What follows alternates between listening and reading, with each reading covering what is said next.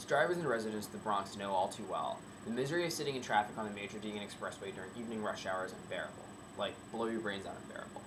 While we are probably luckier than drivers in Sao Paulo or even Angelenos on their LA freeway, New York's congestion problem is certainly worse than any case of the rhinovirus that you've ever had.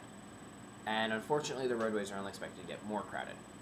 Playing Nostradamus, the Bloomberg administration warns on their Plan NYC website that in 25 years, rush hour could last 12 hours every day. 12 hours. I mean, look, while the jury is still out on the mayor's divination abilities, the census data that predicts an increase in New York City's population of 1.1 million by 2030 and a concomitant 25% increase in traffic volume seems solid enough. That may or may not cause apocalyptic 12-hour delays, but the additional traffic would certainly be enough to make any frustrated New York driver want to flee to New Jersey. Yet, how many additional vehicles on the road constitute a 25% increase? And more importantly, exactly how many cars and trucks are on the road now? I pondered these questions the other day between the headbutts I was administering through my steering wheel while in bumper-to-bumper traffic on the FDR Drive. I then took it upon myself to research this burning question that I had, and after an hour or so of crawling the web, my search turned up nothing. Absolutely nothing. I then tried calling 311, New York City's 24-hour information hotline, but that effort proved just as fruitless in the end. At this point, I was not so much peeved as I was perplexed by the strange absence of what seemed to me such basic information that should be publicly available and readily accessible on the internet.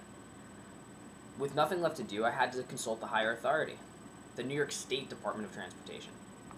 The DOT website provides a crudely rendered and vapidly named traffic data viewer, a geographic information system that contains annual average daily traffic data and functions like the first beta version of MapQuest.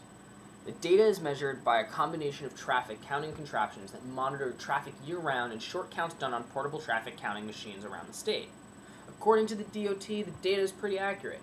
Yet, in spite of the accuracy, the information is organized in such a way that makes it nearly impossible to get a comprehensive count of New York City's traffic volume.